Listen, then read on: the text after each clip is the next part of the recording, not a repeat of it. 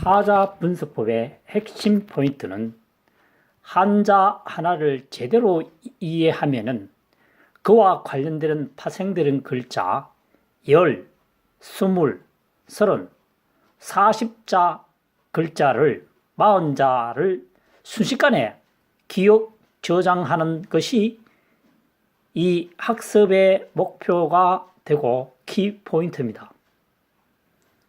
그럼에도 불구하고 아직 이 파자 분석법의 위력에 대해서 제대로 전파되지 않는 것은 한자 사랑의 강의법에 문제가 있거나 아니면은 일반 시중에 배포되고 있는 내용과 별 차이점을 발견하지 못하고 있는 학습자들이 아닌가 이렇게 추측을 해봅니다. 이 강의를 들으신 분은 이제껏 또는 일반 시중에서 보아왔던 한자 풀이법과 한자 사랑이 7천여자를 풀이하면서 남들이 잘 풀지 못하는 특히 상형 문자를 추상적으로 풀이하는 것과 한자 사랑은 보다 구체적이고 현실적으로, 다시 말해서 각골문에 의지하지 않고 2018년도의 현 시점에서 풀이하는 것을 잘 비교해 보시면은 역시 한자 사랑이 파자 분석법에 대해서 많은 시간과 열정을 보이고 있다는 것을 느낄 수가 있을 것입니다. 그래서 이번 시간에도 언덕부와 관련된 파자 한자 학습을 풀이해 보도록 하겠습니다. 여기에도 좀 서두에서 지적했다시피 하나를 알면 10, 20, 30, 40자를 능가하는 파자 한자 학습의 핵심 포인트를 실감해 보시기를 바랍니다.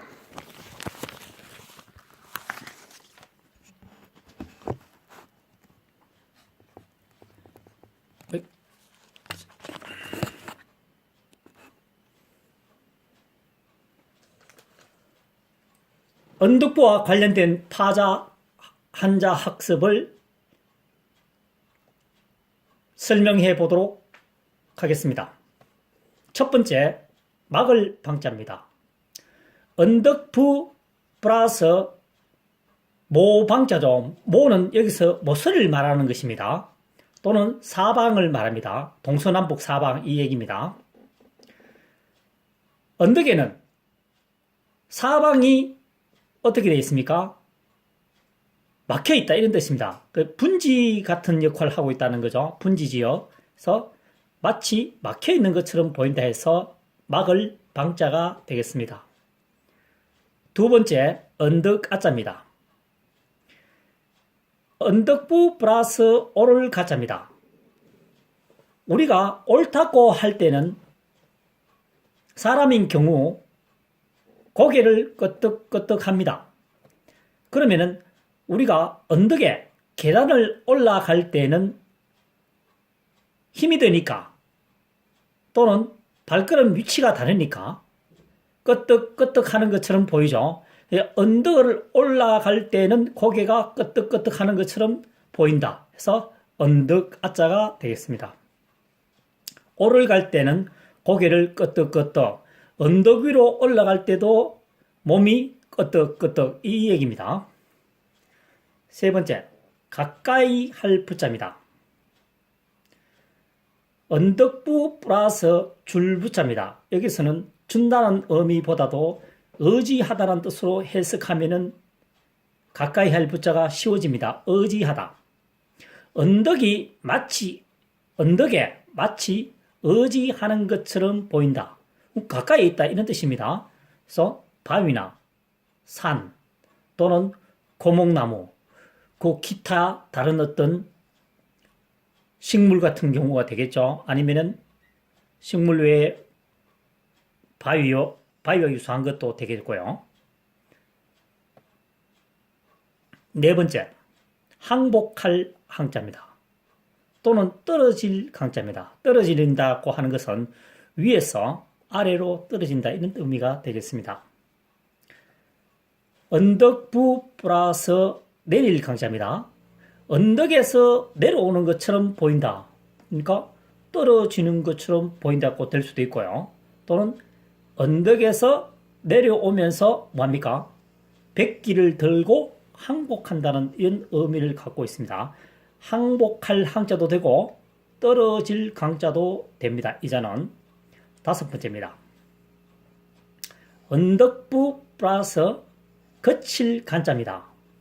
언덕이 거치는 곳, 언덕이 있다고 보죠. 거치면은 강이 있다, 흐르는 강이 있다고 보면, 물이 흐르는 강이 있다고 봤을 때는 어떻게 되어 있습니까? 막혀 있는 것처럼 보이죠. 한정되어 있다 이런 뜻입니다. 그 언덕에서 더 지나치게 가면 어떻게 됩니까? 강으로 떨어진다 이런 뜻입니다. 그래서 한정할 한, 막힐 한자가 되겠습니다. 여섯 번째, 학교 원 또는 집 원자입니다. 언덕부 플러스 완전할 완 또는 견고할 완자입니다. 언덕에 견고하게 지어야 될, 만들어야 할 것은 학교 또는 집이다. 이런 의미입니다. 왜냐하면 학교와 집은 장기적 시설입니다. 후대에 계속적으로 연결되어야 할 건물이기 때문에 그렇죠. 임시로 만들어지는 것이 아니고 수십 년, 수백 년을 보고 학교나 집을 만들기 때문이다. 그래서 완전하게 견고하게 만들어야 된다. 이런 의미입니다. 일곱 번째, 진칠진자입니다. 진을 치다, 군사들 진을 치다 이런 뜻입니다. 언덕부 플러스 수레 거자입니다. 언덕 위에다가 수레를 배치한다 이런 뜻입니다. 왜요? 자, 언덕 위는 공격과 수비의 우위를 점유할 수 있다 이런 얘기입니다. 공격은 위에서 아래로 내려다보고 있으니까 다 보이죠. 노출이 안 됩니다. 수비 아래에서 위로 올라가기가 힘들죠. 그래서 공격과 수비의 우위를 점유하기 위해서 군사들이 진을 어디에 친다? 언덕 위에다가 진을 친다. 이래서 진칠진자가 되겠습니다. 여덟 번째, 버릴 제자입니다. 버린다는 것은 포기한다 이런 뜻입니다. 그래서 언덕부 플러스 뭐냐? 나머지여 또는 나여자죠.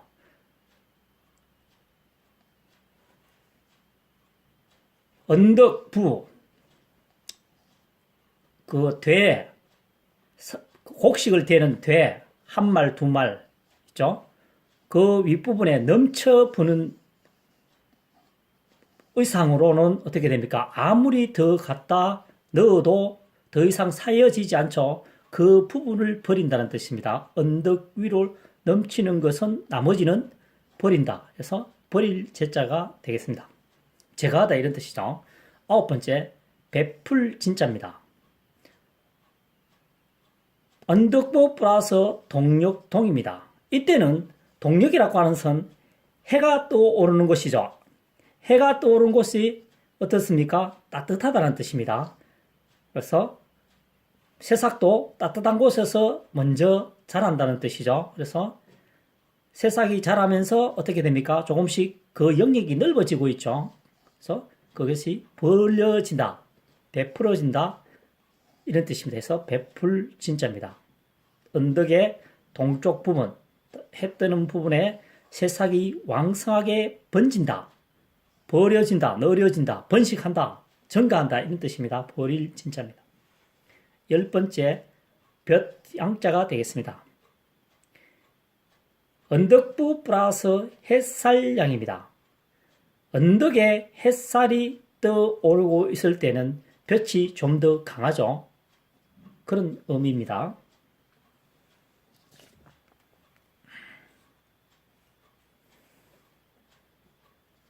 보다 많은 자료는 네이버 무료 카페명을 검색하시면 되고요. 유튜브 동영상에도 수많은 자료들이 게재되어 있으니 열공하시는 분은 참조하시길 바랍니다.